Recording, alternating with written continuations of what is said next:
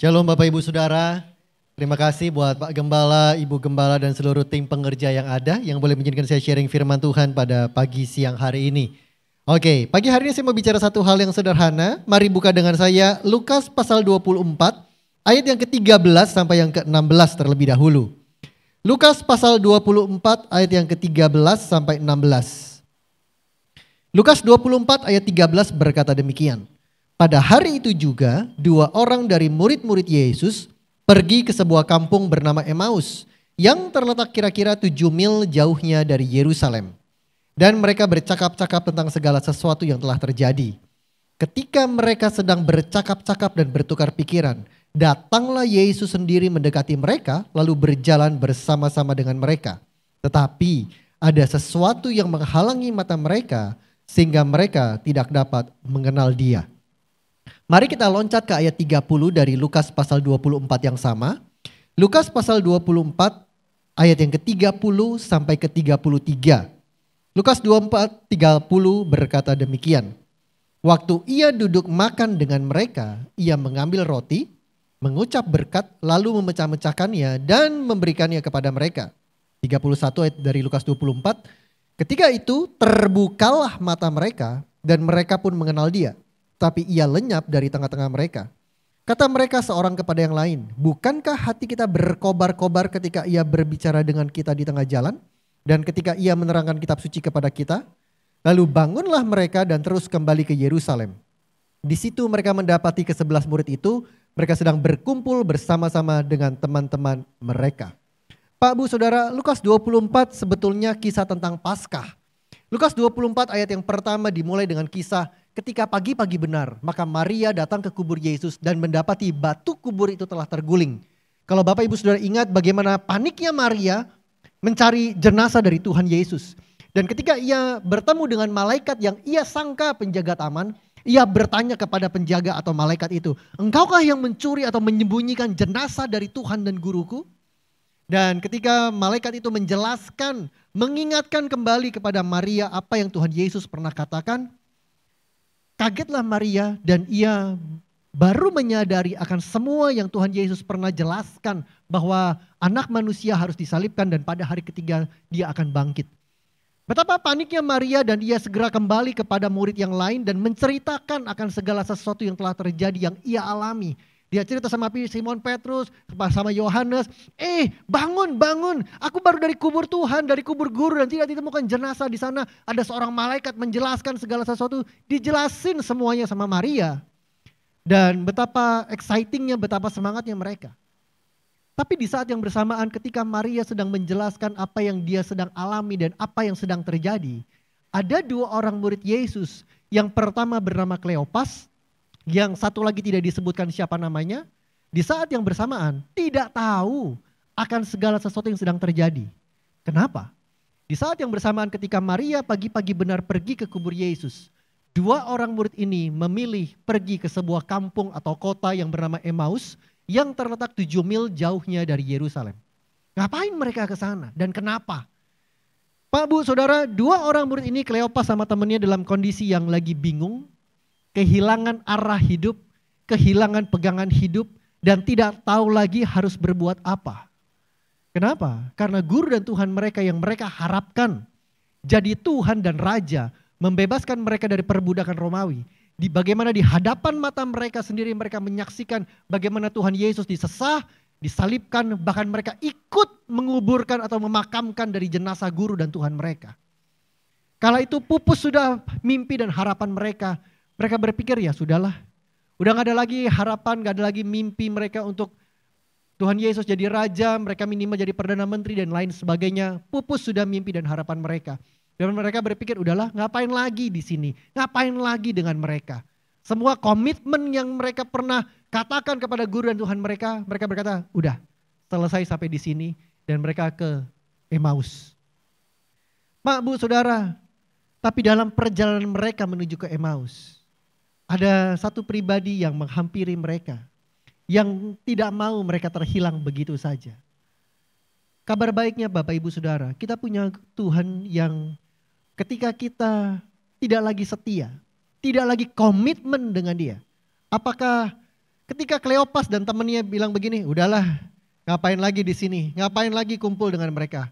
Udah nggak ada gunanya lagi, udah pupus semua mimpi dan harapan mereka. Kalau orang Jakarta bilang udahlah nggak ada duitnya lagi. Dan mereka tinggalkan mereka. Apakah Tuhan Yesus langsung begini? Oke, gitu ya kelakuannya ya. Mulai sekarang catat nama Kleopas sama temannya udah nggak ada lagi di daftar dari tim ini. Coret namanya. Enggak loh Pak Bu Saudara. Tuhan Yesus cari mereka. Tuhan Yesus hampiri mereka. Ingat bagaimana perlakuan dan sikap Tuhan Yesus kepada Simon Petrus yang 3 kali mengkhianati. Bahkan di kali ketiga bukan cuma berbohong atau mengkhianati, tapi juga sampai mengutuk dari guru dan Tuhannya. Ketika Tuhan Yesus menatap Simon Petrus, apakah Tuhan Yesus berkata demikian? Oke, gitu ya kelakuan kakak pertama, Simon Petrus. Mulai sekarang engkau bukan kakak pertama lagi. Mulai sekarang coret nama Simon Petrus dari daftar tim ini. Enggak loh. Ingat bagaimana di tepi danau Galilea, Tuhan pulihkan Simon Petrus. Hal yang sama dengan 2 orang murid ini. Ketika mereka udah tidak lagi setia dan komitmen dengan Tuhannya. Tuhan gak buang mereka. Tapi Tuhan cari mereka. Bahkan Tuhan ikut jalan dikatakan. Ikut bercakap-cakap, ikut ngobrol dengan mereka. Tetapi dikatakan ada sesuatu yang menghalangi mata mereka. Yang menyebabkan mereka tidak bisa mengenal. Yang berjalan dan bercakap-cakap dengan mereka adalah guru dan Tuhan mereka. Apa penyebabnya? Ada 2 hal yang saya catat di sini. Yang pertama, kenapa mereka gak bisa kenal? Yang berjalan dan ngobrol dengan mereka adalah guru dan Tuhan mereka. Yang pertama di ayat yang ke-13 dari Lukas 24 dikatakan mereka tinggalkan Yerusalem menuju ke Emmaus yang terletak 7 mil atau 11 kilometer jauhnya dari Yerusalem. Pak, Bu, Saudara, harap dicatat Yerusalem adalah tempat kota di mana damai Tuhan ada. Kota tersebut dikatakan kota Shalom, kota di mana damai Tuhan ada. Kota di mana hadirat Tuhan tinggal, di mana tabut Tuhan ada di sana. Kota di mana Tuhan perintahkan kepada para muridnya, jangan tinggalkan kota ini sampai engkau dipenuhi dengan kuasa dari tempat yang maha tinggi. Itu perintahku, jangan tinggalkan Yerusalem. Yerusalem adalah gambaran di mana hadirat Tuhan ada, di mana sukacita dan berkat dan damai Tuhan ada. Kota di mana itulah destiny, itulah tujuan dari Tuhan katakan kepada para muridnya, jangan tinggalkan kota ini sampai engkau diperlengkapi dari kuasa yang maha tinggi, itu Roh Kudus sendiri. Dan mereka tinggalkan Yerusalem di mana teman-teman mereka tetap ada di sana. Simon Petrus, Yohanes, Yakobus semua tetap ada di Yerusalem. Teman-teman mereka yang lain semua ada di sana. Tapi mereka memilih untuk udahlah, gak usah lagi dengan mereka. Dan mereka memilih tinggalkan Yerusalem. Pak, Bu, Saudara, alasan pertama kenapa 2 orang murid ini tidak bisa kenal dengan guru dan Tuhan mereka. Padahal 3,5 tahun mereka jalan ngobrol sama-sama. Yang pertama karena mereka jauh dari Yerusalem. Mereka jauh dari hadirat Tuhan. Mereka jauh dari damai Tuhan ada. Mereka melenceng dari garis yang dari destiny yang Tuhan sudah tetapkan. Mereka jauh dari persekutuan dengan saudara-saudara seiman. Yang kedua, dikatakan ada sesuatu yang menghalangi mata mereka. Alkitab tidak mencatat dengan spesifik apa yang menghalangi.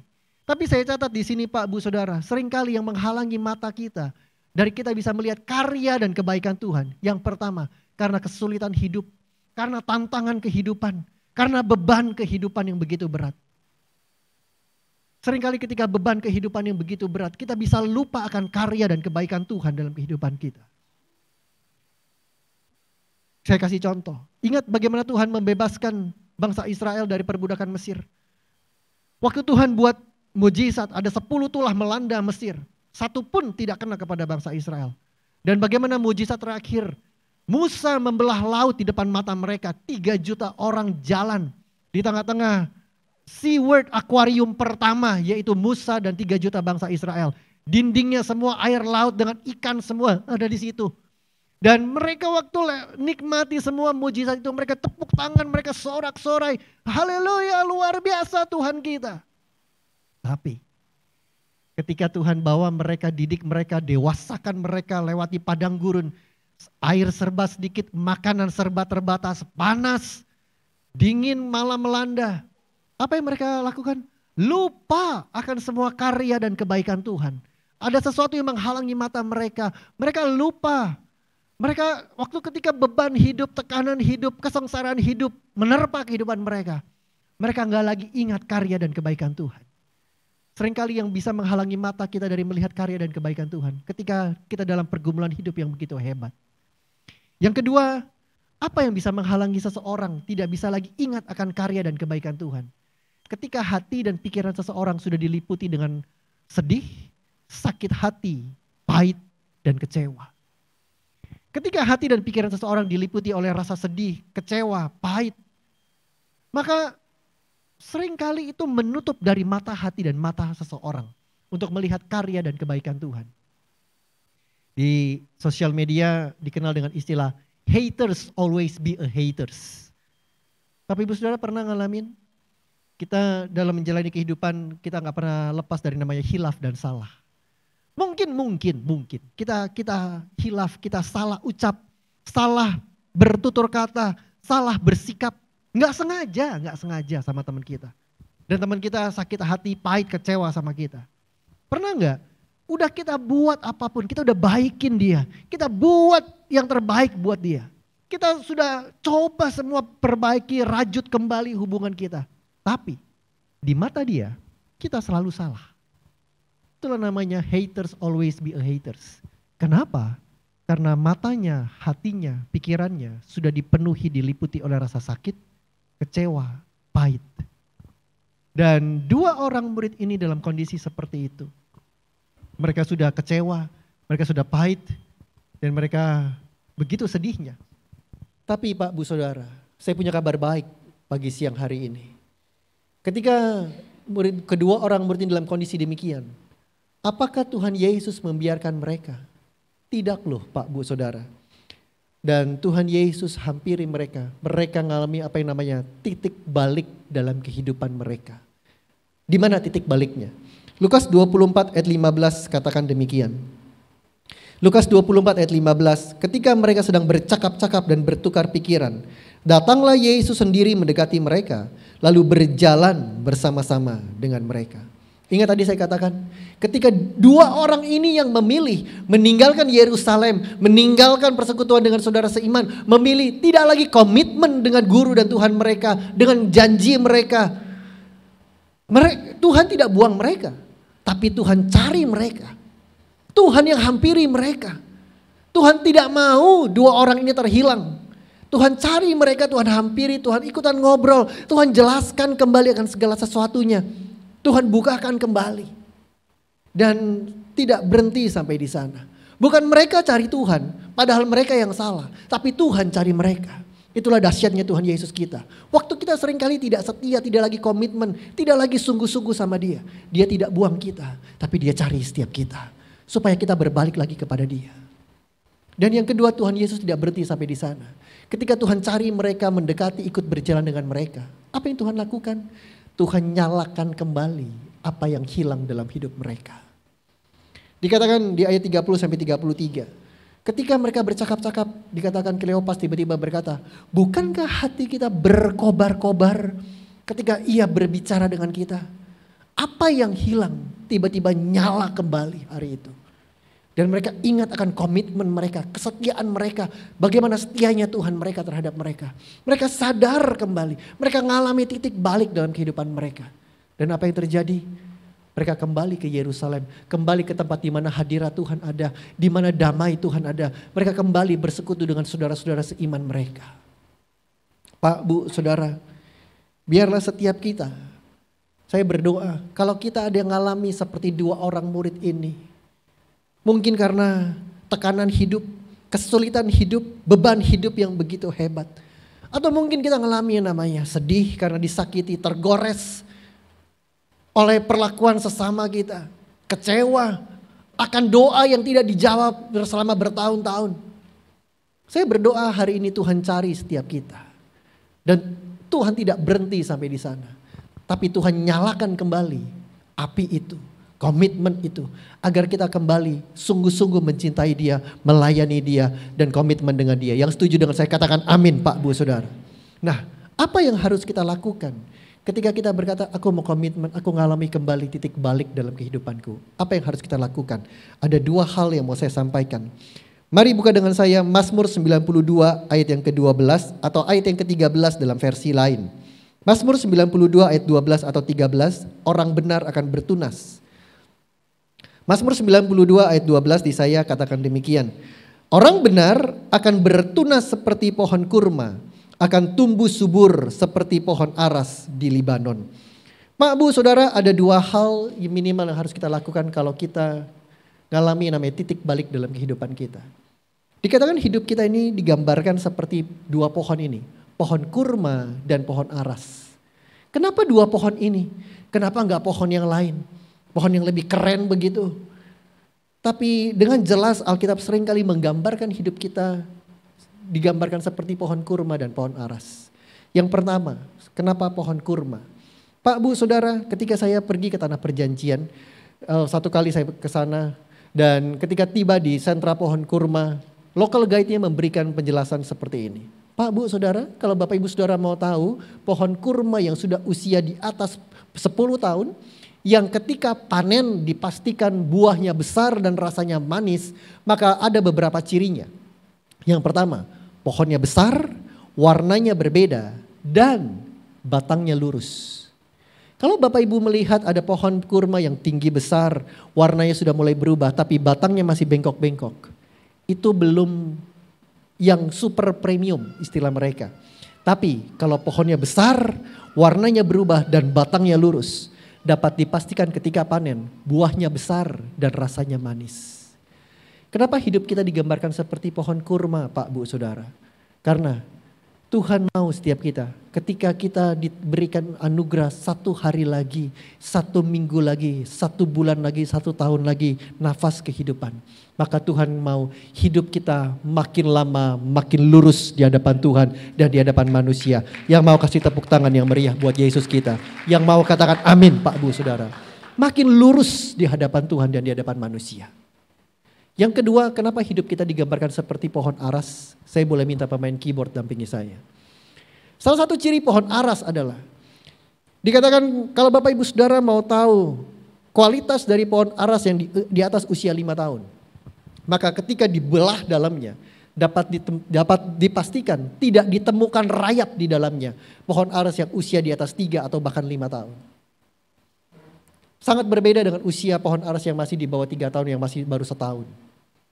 Dan pohon aras yang di atas usia 5 tahun dapat dipastikan nilai jualnya begitu tinggi. Kenapa? Karena kualitasnya berbeda. Kenapa hidup kita digambarkan seperti pohon aras?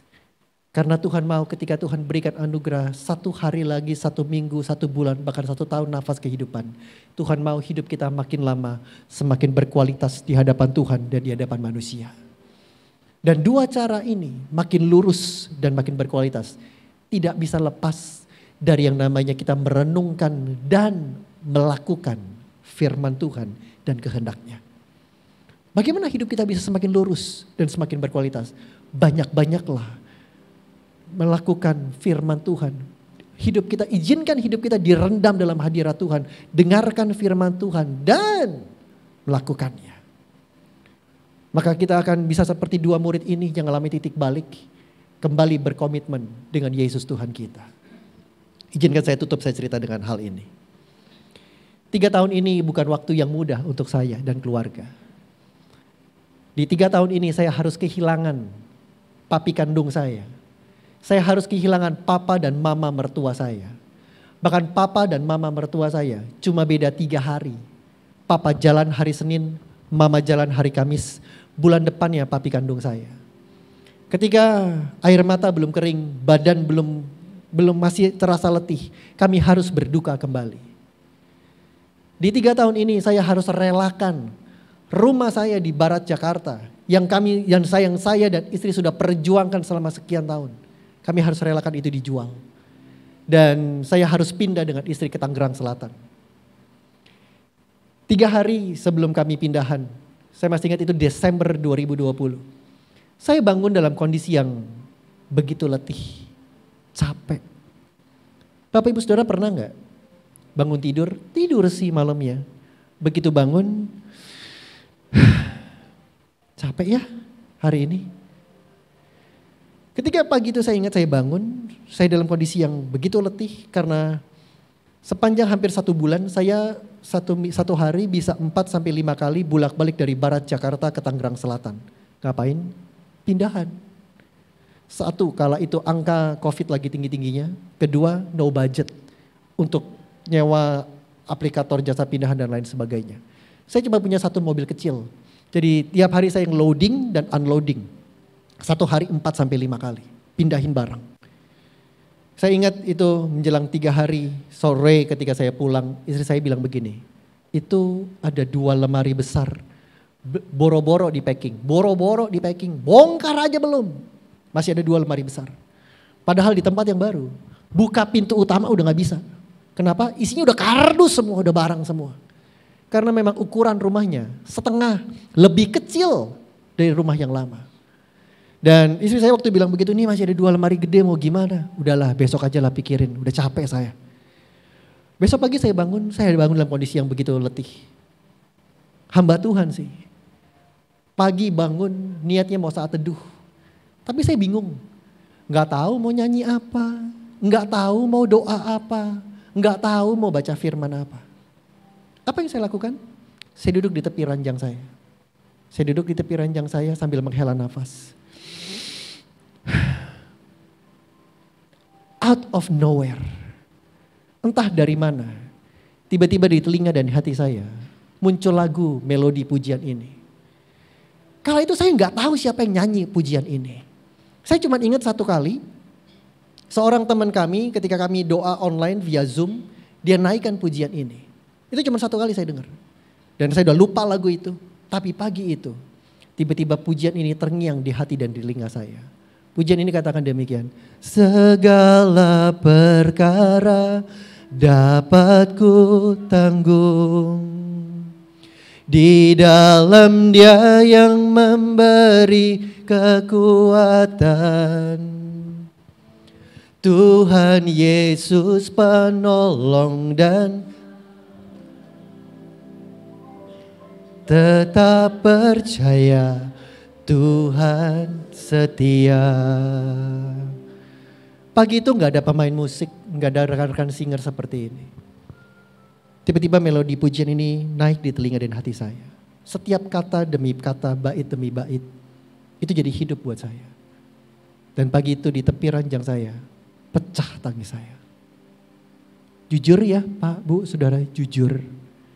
Setahun kami ibadah online, saya jujur lebih banyak nonton ibadah daripada ikut ibadah.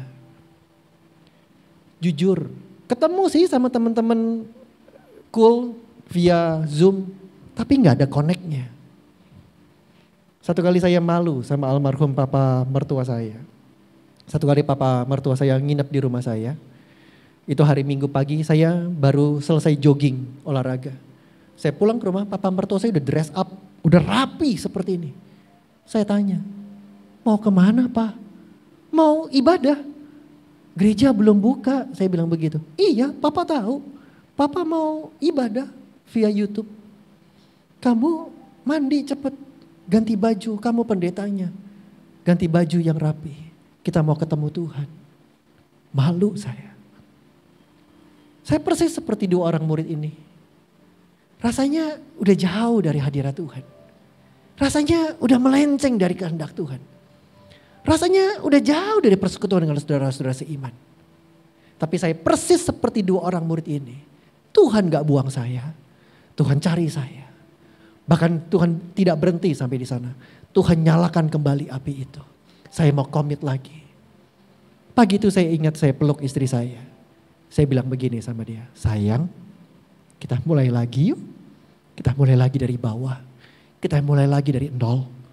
Kalau kuat kita lari, gak kuat merangkak pun kita mau. Sampai rencana Tuhan jadi buat kami berdua. Dan pagi itu tiba-tiba Roh Kudus keluarin ayat. Keluaran 17 ayat 12. Saya undang seluruh pemain musik, tim pemuji penyembah dampingi saya. Tuhan bilang begini sama saya. Yusuf, aku tahu kamu capek. Belajar dari Musa. Tiba-tiba Keluaran 17-12 jadi ayat yang hidup buat saya. Ingat Keluaran 17:12 ketika bangsa Israel berperang melawan Amalek. Waktu Musa ada di atas gunung, waktu Musa angkat tangan, lebih kuatlah Israel. Tapi waktu Musa capek dan turunkan tangan, lebih kuatlah Amalek. Keluaran 17 ayat 12 bilang begini, maka letihlah, capeklah Musa karena seharian angkat tangan. Dan apa yang dilakukan oleh Musa? Musa ambil sebuah batu, boleh ditampilkan ayatnya Keluaran 17 ayat 12. Musa ambil sebuah batu, lalu duduk. Tapi sambil tetap mengangkat tangan. Tiba-tiba Roh Kudus bilang begini sama saya. Aku tahu kamu capek Yusuf. Belajar dari Musa. Kamu boleh duduk. Tapi sambil tetap angkat tanganmu. Angkat tangan tanda berkata, Tuhan, aku percaya engkau belum selesai dengan hidupku. Tuhan, aku percaya masih ada mujizat dalam hidupku. Tuhan, aku percaya masih ada pemulihan yang dahsyat buat keluargaku. Musa enggak begini. Udahlah mau jadi apa terserahlah. Enggak tuh. Musa tetap sambil mengangkat tangan. Siang ini, apapun yang terjadi dalam kehidupanmu, tetap pegang komitmenmu sama Tuhan Yesusmu. Kita punya Tuhan yang bukan maaf seperti bos, cuma bisa kasih perintah. No, pujian ini bilang dia sahabat yang ngerti setiap bahasa air manapun, air mata pun dia ngerti bahasanya. Tutup Alkitab kita, mari bangkit berdiri sama-sama.